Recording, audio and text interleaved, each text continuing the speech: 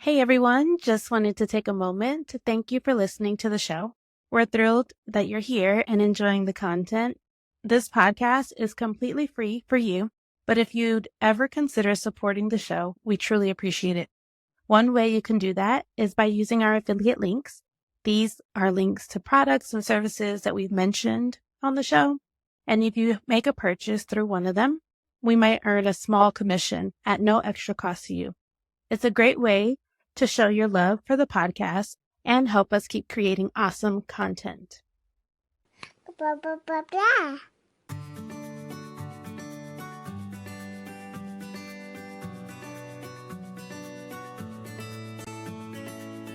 Welcome to the Our Forever Smiles podcast, a podcast created to support mothers of children who were born with clefts and those who love them. I'm your host, Laura Arroyo, and I'm also a mother of a daughter who was born with a surprise cleft palate. I know the challenges you face every day. Whether you have just learned the difficult news of your baby's cleft lip or palate, you're in the midst of pre-op or post-op, or you're an OG cleft mom, this podcast is for you. In a weekly conversation, we will talk about everything from feeding and speech therapy to surgery and school. We'll share tips from guest experts and advocates and even share a little joy in the process. You can listen to Our Forever Smiles wherever you listen to podcasts. Don't forget to subscribe and stay tuned.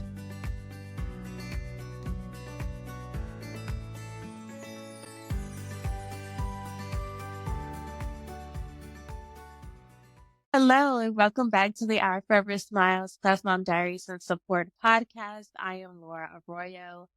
Thank you to all of our subscribers, new and old. I appreciate all of the support that we received from this wonderful community. You can listen to us via Apple, Spotify, and everywhere that podcasts are available. Don't forget to subscribe if you have not yet, and stay tuned. If you were interested in sharing your story on the podcast, please feel free to email me at ourforeversmiles@gmail.com. We would love to have you on. We'd love to listen to your story here. Just as a note, we are not medical doctors, and we do not intend for you to use the information that we share here as medical advice. We are parents and advocates who love our children, and we are sharing our own personal experiences. So hi, everyone. I do have an update on Giselle this week, which is really exciting. Well, it's exciting to share information or anything about her or to talk about her because that's my little joy. But the news that I'm going to share is really not so exciting. Just something interesting really happened to us last week. Giselle started daycare at 1 year old, and so anyway, I walked into her classroom, and when I walked in, I saw another little student there sitting she had like little red eyes. And so, of course, my first thought is that this child has pink eye. And like, sure enough, it didn't take long before the entire class was like filled with little red-eyed monsters. So all of them had little red eyes and including Giselle. So while it was kind of silly and like cute, I did end up taking her into the pediatrician just to make sure that what she had, after doing some like Googling, I thought maybe it would pass but it lingered on for a while. So I took her in to see if it needed to be treated. And sure enough, during her exam, she discovered that Giselle needed some antibiotics, not only for her eye, but she also had an ear infection. And then she also discovered that Giselle is missing an ear too. And the other one is on its way out. So what started as a cute story of a bunch of little red-eyed monsters is now turned into a possible procedure.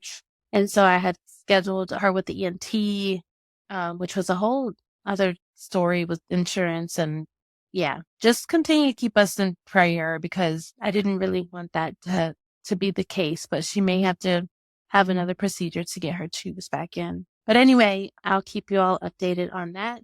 I am so happy to introduce our guest for today. Her name is Alexis. Alexis is a single mom of 3 and an entrepreneur. And she was actually introduced to me through Dr. Orgin, which you probably have already heard her episode here. Dr. Joaquin sung her praises here, so I'm just thrilled to know more about Alexis. She's obviously a superwoman, super mom, and so really excited to talk to her about her Cleft journey today. Welcome, Alexis. Hi, Laura. Thank you so much for having me on your podcast. I'm honored to be here. So I was very, very eager to talk to you because of Dr. Joaquin. I feel like that was such a sweet episode. First of all, what a beautiful woman, right? Like, just she is literally like she radiates like through the screen. I've never met her in person, but there's just something about like you have this feeling about someone when you speak with them that I genuinely get from her. And I feel like sometimes talking to doctors can be a little bit intimidating, maybe a little bit. And so, especially in this space, I feel like, as I was sharing with Alexis before we started the episode, I by no means am an expert in any of this, right? I'm just a parent, and my daughter was born with a cleft palate, and I felt lost. And so I didn't have all the resources and all the tools. And so kind of talking to an expert can be a little bit intimidating. And so while Dr. Olguin is just a small part of your story, just really quick while we're talking about that, how did you meet her? You know what? Well, I had actually gotten introduced to her shortly after I got our cleft diagnosis for my daughter. She was born with a unilateral cleft lip and palate. So we kind of did like a little bit of pre-op, I guess, kind of just an introduction to the whole team. It can be very overwhelming, but honestly, once I met our surgeon and Dr. Olguin, my perspective just kind of shifted and I knew that I was going to be okay. You meet these people who genuinely love their job and who genuinely love taking care of these babies and helping not only the babies, but their families as well. Like you said, they radiate joy and you just feel it. And I knew that my kid was going to be in the best hands possible.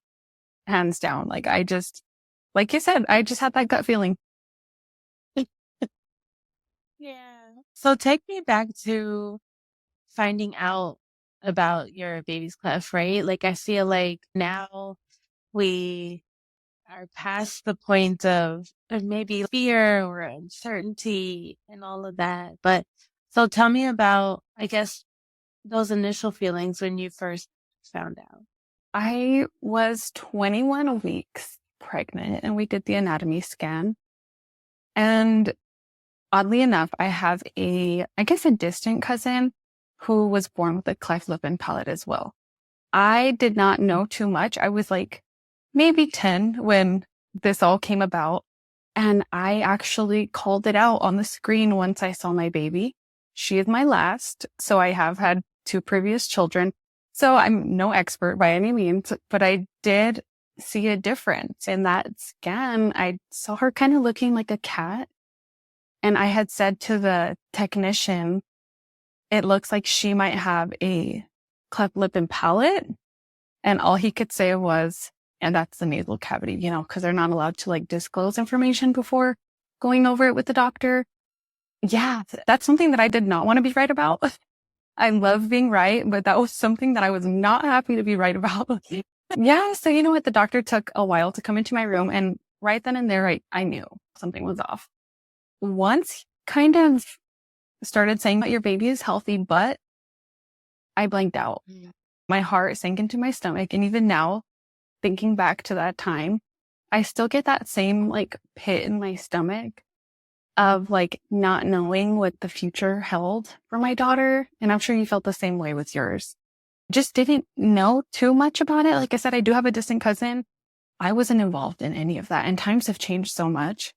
So first thing that I was thinking about is just like my poor baby. What does this mean for our future? What does this mean for her future? Is she going to be able to eat? Is she going to be able to drink? What are people going to think of her? All of those mixed emotions, Yeah. Yeah. It's so interesting, like just listening to you, because I feel like a lot of people have those, when you're reflecting back, like all of those feelings like come rushing back to you, right? That feeling, not knowing what's going to happen. And so, and so were her ultrasound pictures just like so super clear that you just, or, or was she just forward facing? I feel like, I don't know. The reason why I asked is because or maybe I'm just kind of dumb, but No, you're not. Don't ever say that about yourself. I feel like I wouldn't have picked it out at all. Like, I don't know. And it's only because I have two older kids and I've always been so fascinated with their sonograms. I would tell people, look at her eye, look at his nose, and nobody could ever see it unless you're there with the sonographer or the ultrasound tech, like going through these things. You have no idea what you're looking at when you look at a sonogram. So like I said, just because of the anatomy scan, I saw a hand, I saw a foot. And then when he passed over her face, she was behaving that day. So she was forward facing.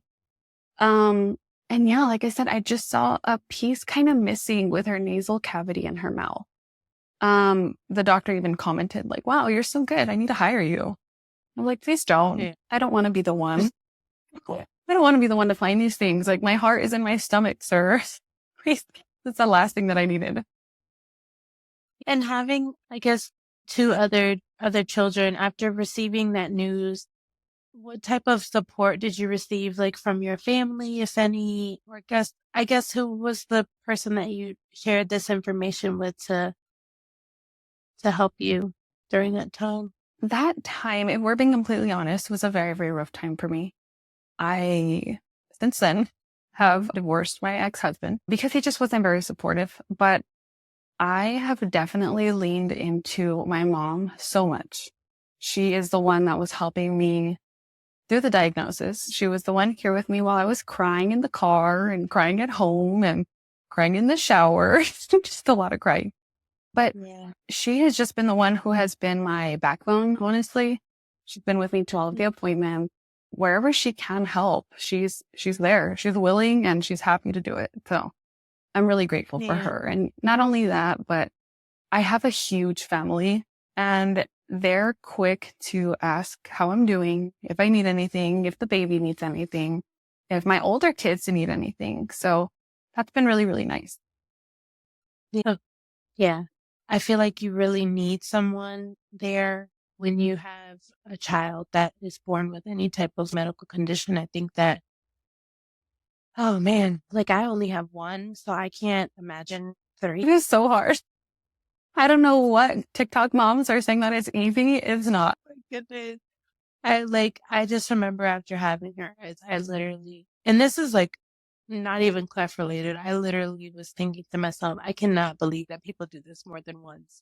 Like Me. I people to do this.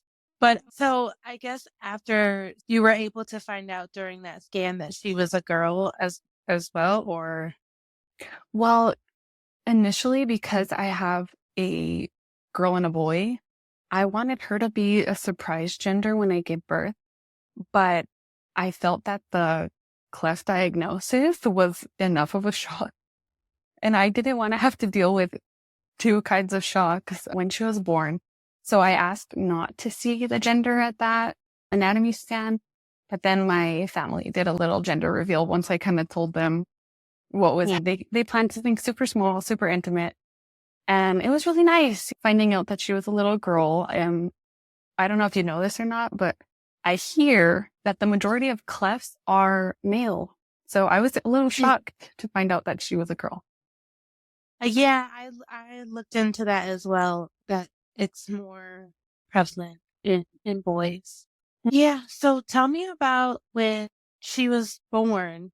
So I'm pretty sure that they had some anticipation for this day, maybe a little bit of nerve, maybe excitement as well. But what was that feeling like when she was born? Honestly, this is probably going to sound really weird, and I'm so sorry if I get a little choked up. But I just feel like I wasn't ready to have her. I just wanted to keep her in my belly, safe from the world, safe from criticism, safe from stares. Yeah, so going into labor was kind of like, I don't know, I was just very anxious just because I knew that day a whole new chapter of our life was going to be opening, and it was going to be a hard one. So that's kind of hard to expect. Yeah. And forgive me if this is like too personal or maybe even irrelevant, but were you still with your ex-husband during this time that she was born, or? No, again, this is going to sound a little dramatic, but I had actually filed a protective order.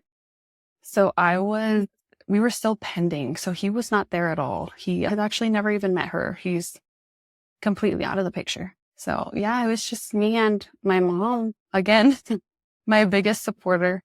She was with me, and the doctor decided that getting induced on a Thursday would work out best, just in case my daughter needed to go to NICU or anything like that. He knew that the full team was going to be there on a Friday, just that she would have the best care possible. Yeah. And what was I guess, how did the hospital prepare for her arrival? I've spoken to moms where they've had all hands on deck in the room. And I've also spoken to moms where they were like, really? Everyone was like super chill and it was just like a normal thing. So I guess, how did the hospital prepare you for what they were going to do that day? Well, I had actually gone in before you register. My doctor advised me to talk to the NICU team just in case my daughter was to go to the NICU. I'm familiar with the place, what it looks like, where it is, and the nurses and stuff. So it was nice to see familiar faces in the rooms, but it wasn't anything crazy like I was expecting. When my OBGYN talked to me and kind of went over this whole process, she made it seem like there was going to be like 13 people in the room. It was nothing like that. It was like a couple of NICU nurses just in case. My mom, kind of normal, just like maybe 2 or 3 more people there. Yeah. And I guess, why did you ask at any point during your pregnancy why they were not so, but why sort of this anticipation that she might need the NICU? I feel like a lot of moms have this fear, and they always ask, is my child going to have to go to the NICU just because they have the cleft? Did they like share why they put that measure in place or anything? They did mention feeding issues. I guess it's pretty common with cleft babies. I honestly, with like my high risk doctor before I met the cleft team, I felt a little in the dark, and seeing that baby in 3D honestly freaked me out. Like, she did not look human. And I know a lot of like the babies really don't. They all just look like squishy little marshmallows in there. And then when they come out, you're like, oh, okay, there's actually a human that was there. Yeah, I mean, when I did see her in 3D, it almost looked like she couldn't breathe. Like something was blocking her nose. She did not come out looking anything like her 3D scan. So if there's a mom freaking out over their 3D scan, don't. But yeah, I guess that's when I kind of asked like what the procedures were, because to me, it looked like she could not breathe. And I was worried about breastfeeding because I know that was something that I really wanted to do. So that's when she kind of told me like, but this is usually what's standard. I've seen this. Not too much information, like I said, but she did kind of let me know who was going to be in there, who from the NICU, OBGYN, and kind of like a little rundown. Yeah. And so, was your daughter born with both the cleft lip and cleft palate? Yes. Okay. And were you able to breastfeed your previous 2 children? Yes, I actually breastfed them both for 14 months each. Oh, wow. Yeah. And so I guess, what was that feeling? Did they share with you anything about not being able to breastfeed when your daughter was born, or did you have kind of like supportive of trying to take that route? They were very supportive of it, but they also did let me know that she was going to receive a NAM device, which is going to make it impossible for her to latch on directly. You know, I mean, maybe not impossible for her, but very painful for me. They kind of did give me the heads up. But when she was there, I just tried to latch her, and the nurses were very, very, very encouraging and very supportive of that. And she actually did latch. So that was surprising. I know that they say that they can't create suction, but this girl is just a fighter through and through. So yeah, I ended Oh, up pumping for a little while, but for sanity reasons, I had to stop because it was just a lot with now, 2 other kids, work, and yeah, a lot of spilled milk, a lot of tears. So yeah, yeah. I can't imagine that. Oh, so you're ready to give birth to her, and she arrives. And what are those initial feelings when you see her finally? you know what? I had actually been praying so hard that she was going to be born with a complete palate. She was going to look, I guess, quote unquote, normal. So seeing her for the first time was very shocking. And I guess I just want to be real. I was kind of like, I don't want to use the word like disappointed because that's definitely not the word. I was, I guess, just shocked would be the right word, just to see what she looked like, because in that 3D sonogram, she did not look human. And just seeing this perfectly imperfect little thing, oh my gosh, my heart just exploded for her. And when I was pregnant, I knew I was going to love her, but I didn't know how I was going to feel about seeing the cleft for the first time. And so I was kind of nervous about that. But oh my gosh, once you see her, it was just game changer. It was just my everything in that moment, that first second that I saw the doctor with her. Yeah, it was just beautiful, beautifully different. I love that. You know, you bring up a point that I've been meaning to talk to a mom about. I've seen a lot of people in groups and stuff, and just like moms that have shared their stories as well. I guess about this feeling like worried about the way that their child is going to look, and just this overall like this battle, right? Because obviously you love your child and you would do anything for this child, just that you're saying that it was almost bittersweet to even have her because you wanted to keep her so close to you and protect her from the world. But Mm-hmm. then there's this other piece of you that like also, just to be clear, wants your baby to be cute. You feel like there's this like, thing that that you have that you want that. And so I don't know. I feel like there's it's also that shame and that guilt that also comes with that, right? That you have this feeling, oh, why am I even thinking about something like that? Oh my, I feel Or, like absolutely. I feel like that is just like not talked about enough. And yeah, just like you said, like, of course we're going to love our children no matter what. But it's just like nerve-wracking to know that they're going to look different. You don't really yeah, know what to expect. And not only that, I was honestly worried about other people, and looking back, I wish I would have not been like that. But it's also important to know that it's okay to feel your feelings, guilt and all, sadness, joy, mourning, guilt. It's normal, not talked about yeah. as much, but definitely normal, I think. I feel like so many people are so like afraid to talk about that feeling in particular. They kind of like shy away from saying that or feel like, I guess, I don't know, maybe that other people will attack them for feeling that way or, yeah. Yeah. But I do say like, that those feelings are totally normal. Mm-hmm. And just like you said, you feel your feels like Yeah. it's okay. Mhm. Like, and feel them, because there's going to be a lot of crying. Heads up, Yeah. there's a lot of crying. Not only sad tears, happy tears, but yeah, goodness gracious, nothing could have prepared me for all this crying that I was going to have in a 10-month span. And I'm still going strong. Oh yeah. Yeah. A lot of crying from everyone, everywhere, all the time. Oh my goodness. So you do have two children that we've talked about. And did you do anything to prepare them for her arrival? Did you do any educating like while you had her sonograms or Yeah. hey, this is respect for your little sister? Yeah, absolutely. I feel like I had to slowly, because it took me a while to kind of like not necessarily accept it, but just kind of deal with my own personal feelings first. But yeah, absolutely. I did talk to them about what a cleft lip and palate is, what it looks like, showed them the sonograms, Googled a bunch of pictures. Stay away from Google. That's another thing.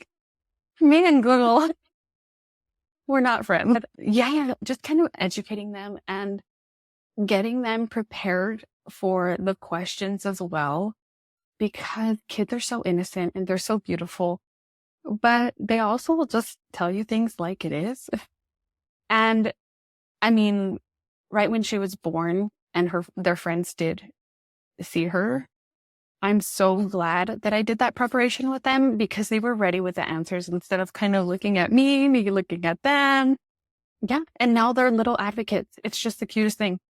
They are always telling people, yeah, sister has a cleft lip and palate, and she has to use special bottles, and she's going to have a surgery soon. So it's just so beautiful. And not only that, but the community that they've built and like their friends is just really sweet to see how accepting they are of my baby. You know, they just see her as this beautiful little thing despite her differences. And it's really beautiful to see with all the bullying and stuff in the world. I'm glad that we're at least introducing it to some of their peers so that they can be educated from here on forth.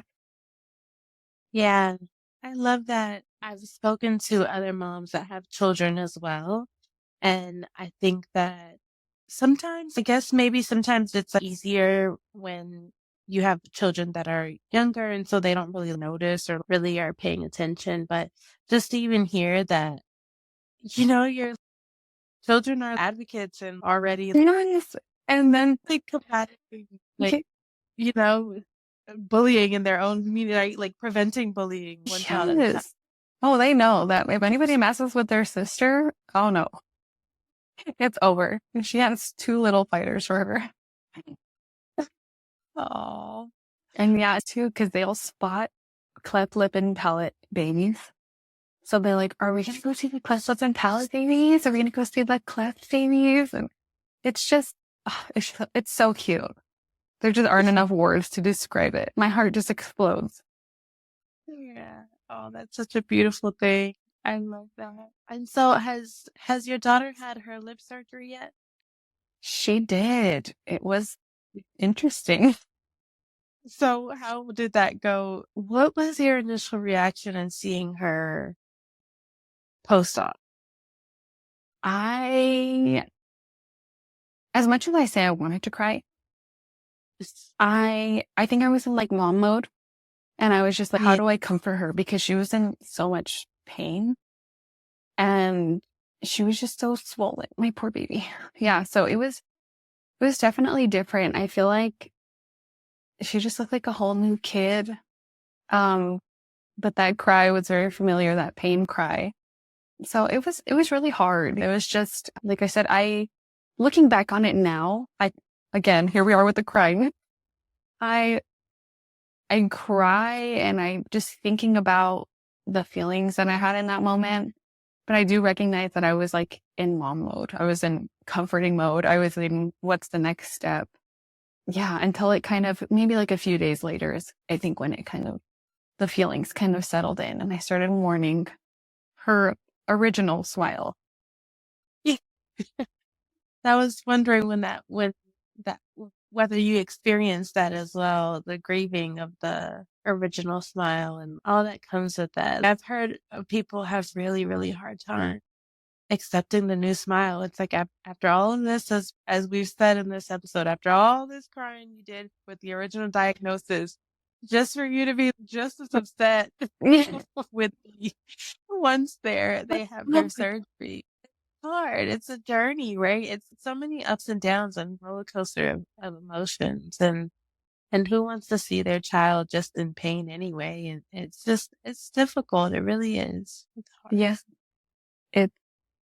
It's something that I don't think if you try to explain it to somebody who's not a cleft mom, I don't think anybody really understands. You created that perfect, beautiful face, cleft. You know what I mean? Cleft or not, that's the face that you created.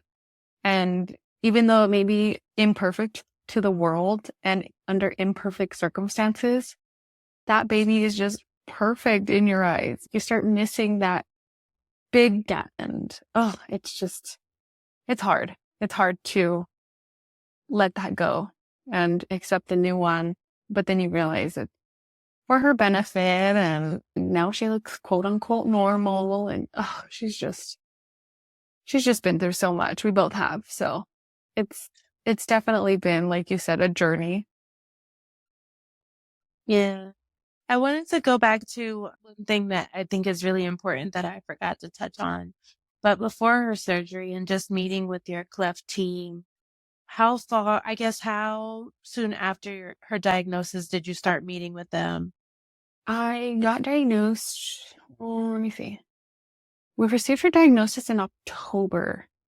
I want to say maybe like January is when we started kind of meeting with them, and she was due in March.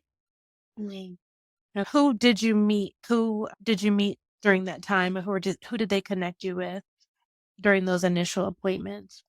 You know what? At first, I had my regular OBGYN. And then once I got that diagnosis, I went to a high-risk doctor. And then after that is when they sent me over to our surgeon, Dr. Yates. He's amazing. And then from there is when I got another referral to Dr. Orgin to kind of go into depth about what the NAM is, because he kind of touched base on it. But that's definitely Dr. Orgin's specialty. So he sent me over to her.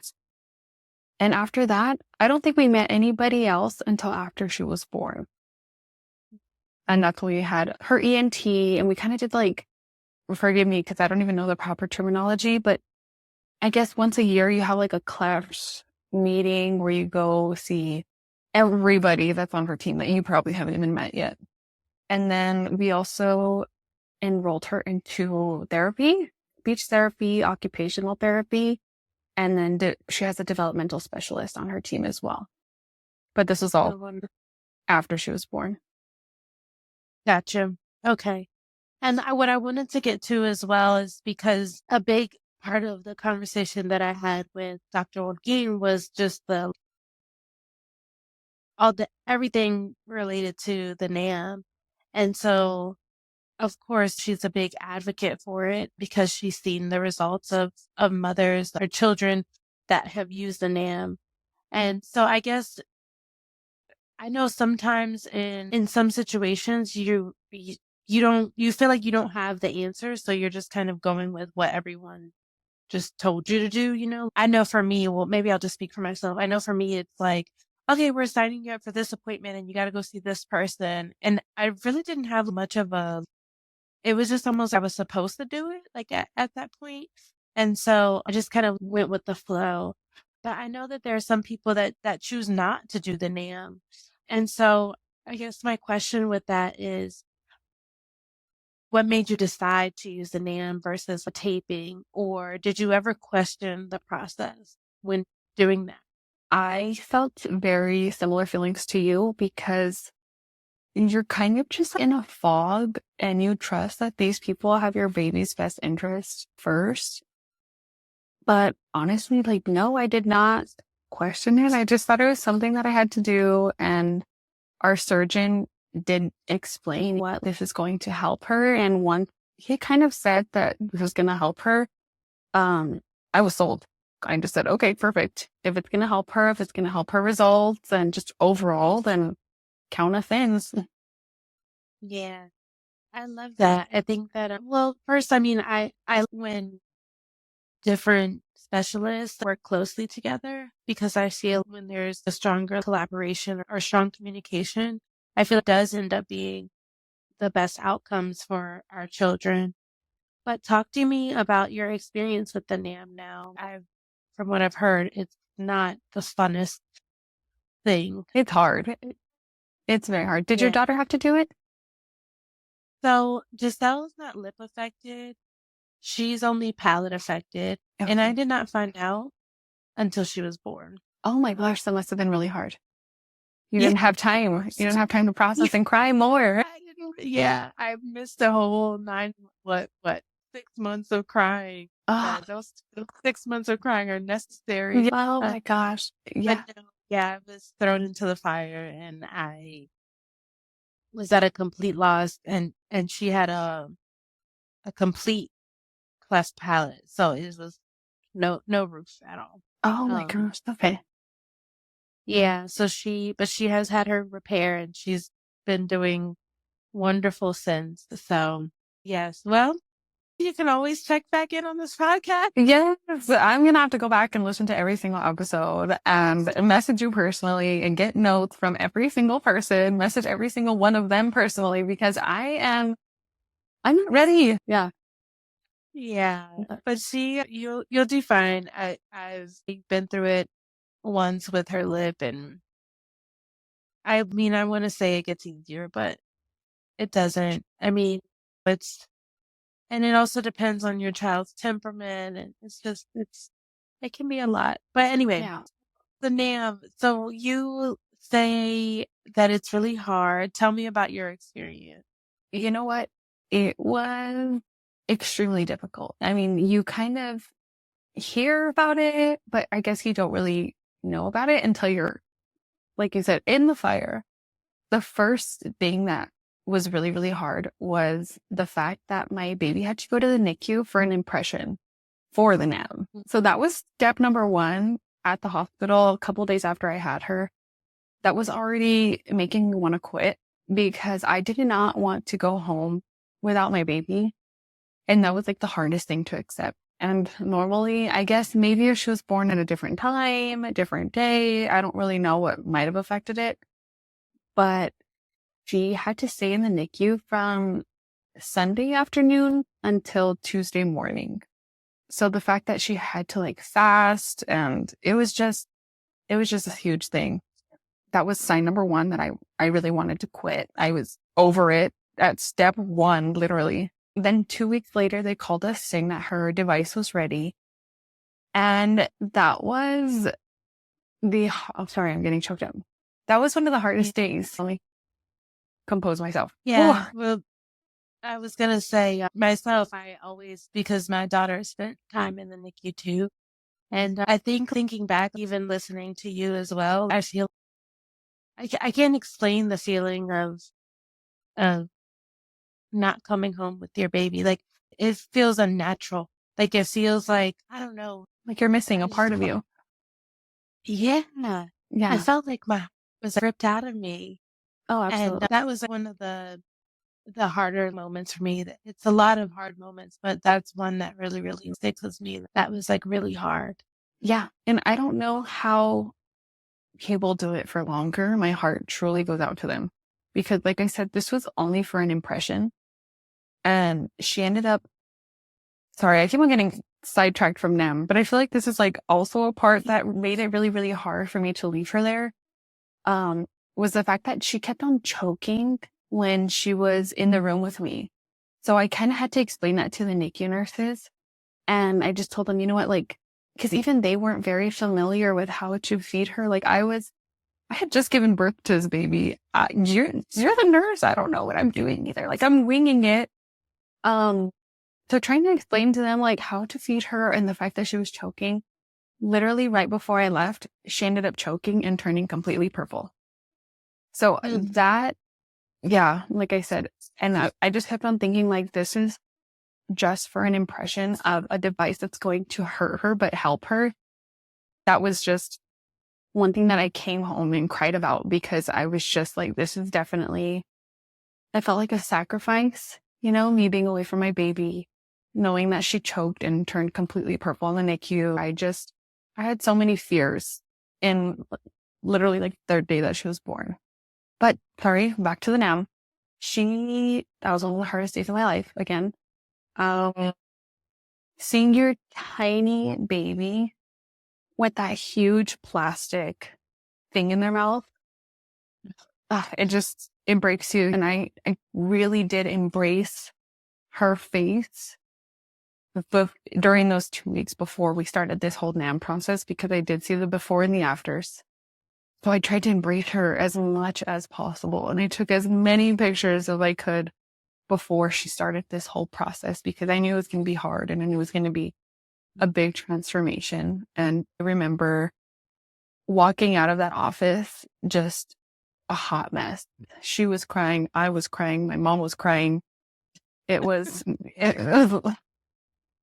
hard, And then I specifically remember this mom who I still keep in touch with. We're great friends now. And Dr. Olguin looked at me and said, don't worry, you're going to be just like her. She came in and out, got her adjustment like nothing, and said, I promise you, you're going to be just like her. And you guys are going to get used to it and it's going to be okay. Yeah, just that whole process of NAM is just hard. It's painful.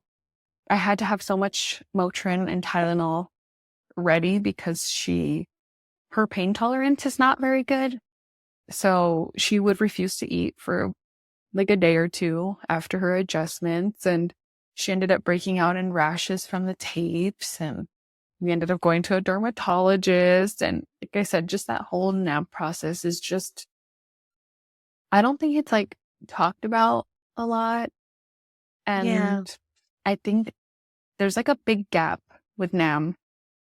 I feel like when outsiders kind of meet you and they see that your baby has like cleft lip and palate, all they say is, well, surgery can fix it, right? And I'm just like, well, you don't see the whole process behind everything. Like, you don't know that we're going to these weekly appointments to get her mouth to come together. And I'm just like, how can somebody tell me that when I'm going through this hard thing with her and she's in pain and I'm in pain? And yeah, there's just not enough, I guess, I don't want to say information, but I guess it's not talked about. It's just something that gets kind of skipped. It's from birth to surgery, and nobody really talks about NAM unless you're a cleft parent. Yeah. Well, some people, I have found it not tolerant, but some people, they just decide not to do it. Yeah. Because of the whole process, and they just don't want to do it. So I guess for those parents that are on the fence about it, one, do you regret doing it at all? And two, what are just a few tips that could help them through the process, just emotionally, one, and then two, just things that may help with rashes or pain or things that I asked you like 5 questions in one question, but Oh no, don't worry. I got it all down. yeah. I don't regret it at all. It was really hard.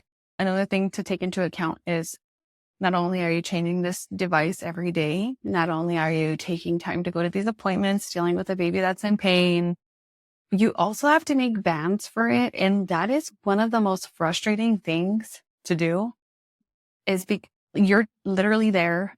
You have to take time out of your day and make every single little band that your baby's going to use. Half of them pop, half of them fall off. Yes. It's frustrating, but I don't regret it at all. I look back now and I see the improvement that it made on her. And her lip repair looks amazing. And I would like to think that it had to do with the NAM, and her palate is closer together. So I feel like it makes eating easier. I just feel like it benefited her in every way, even though it was hard.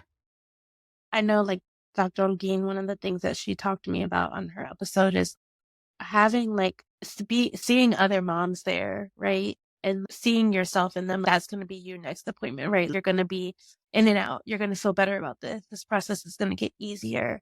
So that's one thing that she shared with me. I guess, what are some other things that you think emotionally made the visits easier for you? Emotionally, I think she was absolutely spot on with that. It's good to connect with other moms and kind of see and get their input on what to do next, on is this normal. It's good to have that community. These are random, but one of the things that I did get was a huge bottle from Amazon of the adhesive remover that she used in the office. That saved my life because half the time I was worried about taking off these tapes and like chapping my daughter's skin because it's rough. And then you can't use like straight alcohol on their skin. She just has really, really sensitive skin. So I did buy a huge bottle of that, which saved my life. Just overstocking with like gauze, the denture glue. One of the things that helped me out a lot while we were doing NAM was just swaddling my baby and turning her kind of upside down. That was just the best way to get it done quickly. What else? Making as many vows as possible whenever you have the free time. You're going to become an expert at this. But just literally making so many, as many as you can in that free time, because like I said, they pop, they come off. There's always something happening with these bands. So just really stacking up on that, it definitely comes in handy, and it definitely saved me mentally. So, well, you talked a little bit about your mom being your support, but outside of that, like, how are you balancing all of this? How are you staying sane? How are you showing up for your family? And any tips on that? I ask myself that. That's the real question. No, you know what? I realized really early on with my other children that a routine is key to any baby, honestly, but especially when you're dealing with so many extras.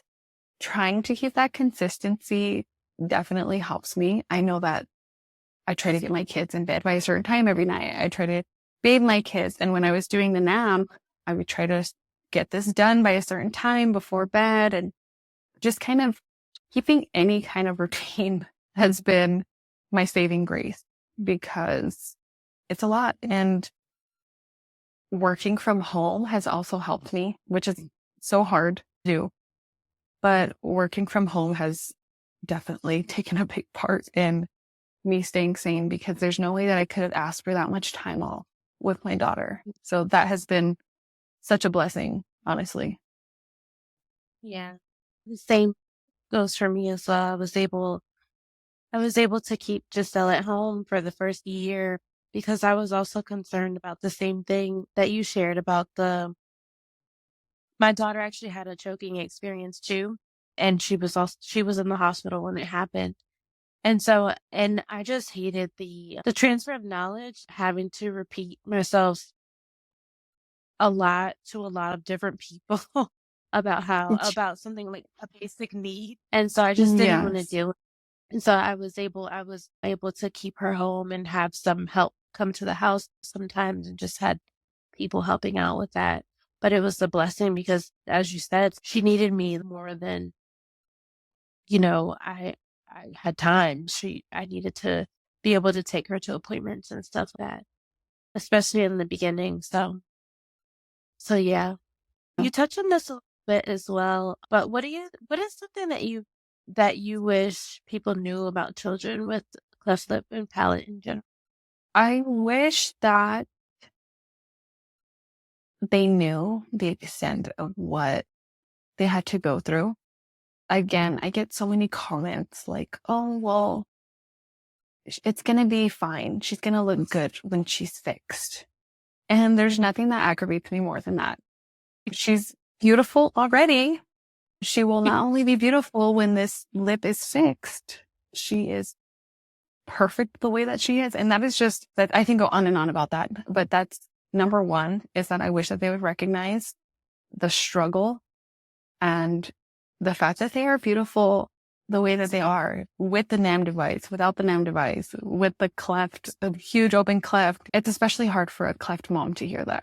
Just talking about when their child will be beautiful, I feel like it's a little bit inconsiderate, just thinking of all the things that we have to go through and how we see our child as beautiful already. And it's hard to see that other people don't necessarily understand that. Yeah. I feel sometimes people just, I don't know, maybe they don't know what to say. And so they just say what they think is right, but that it's completely not. Definitely not right. What do you think? You've been through a lot. I've enjoyed having this conversation with you because you have a wonderful spirit, right? Like you're really happy. Oh, thank you. I can't tell that you've cried. I cannot tell that you've cried as much as you say that you have. But Oh my goodness. what has been the hardest part of your journey? I think first and foremost, doing it while I was going through all of that court stuff did not help. But kind of doing it alone it's taken its tolls on me. But just seeing my daughter in pain, it just rips you in a way that you can't explain. There's nothing that I can do about it. So like I said, throughout the process with Nam, there was nothing that I can do to quote unquote help her because I knew that in the long run, it was going to be beneficial for her after surgery. There was nothing that I can do to help her either. And right now we're expecting our palate surgery is going to be coming up soon. And I think just feeling helpless is definitely the hardest part because you're doing this for their benefit, but it hurts you to see them hurt. I feel like that is I've had those same feelings as well, especially around surgery time. Yeah, just having them go under to have any procedure, you always think like the what ifs. Like, yeah, it's just really hard. It's fear inducing, it's anxiety inducing. It's just a really tough thing. Yeah. So I like to ask the Cleft Mom question of the week. And I think maybe you may have some experience with this. So the Cleft Mom question of the week is, does anyone have any advice for scar massage? Our surgeon is having us do it before every feed. My baby hates it and it's a little traumatic for both mom and baby. So did you have to do any scar massages after lip repair? Yes, I try to do them as often as possible. But just like that parent, it is extremely difficult. It is, oh my gosh, I can't even begin to describe it. And again, you have to do it because it's going to help them. And yeah, like I said, it's just, I've bought so many scar creams. And one thing that I have to do is wait until she's completely asleep to really get in there. I'm talking like an hour or two after she initially falls asleep for the night. That's when I can finally get in there. I do try to massage during feeds over the top, but I wouldn't put that much pressure because you're just going to drive yourself completely insane. Definitely wait until the baby is knocked out to try to get in there because you're really not going to be doing much while the baby's crying. You're trying to feed him or her. Yeah, that's my advice. Wait until the baby is completely asleep. Yeah. So did they give you any information on why? What's the benefit of it? I know it reduces the appearance, but do you know I don't know the technical part of it, why it helps? Did they explain that to you at all? Yes, they just said, well, I mean, not, I'm not a doctor again. They just said that it's supposed to help because I guess once you have that incision and that scar, it tends to tighten up and it will pinch up. So you kind of have to like go in there and that can affect like feeding later on. It can affect speech later on. So you want to go ahead and try to work to bring that tissue to soften up so that it can droop to be kind of even, like symmetrical. So that again, like I said, once you come to feeding solids and speech, nothing is having to be kind of like, what's the word? It's I don't want to say altered. tight. Mm-hmm. Yes. Just want to make sure it's all even and the mouth is moving the way that it's supposed to. You know what? Thinking about this, my daughter's scar actually got really, really tight and her scar was really thick. And I was a little bit concerned because it did start to affect her nose a little bit. And it didn't really look quite right in comparison to all of the other scars that I've seen. But they did schedule me to go back in for a steroid shot to help with the scarring. So that's also something that might you might want to bring up to your surgeon is getting that steroid shot. The baby does have to go under, but it is such a minor procedure.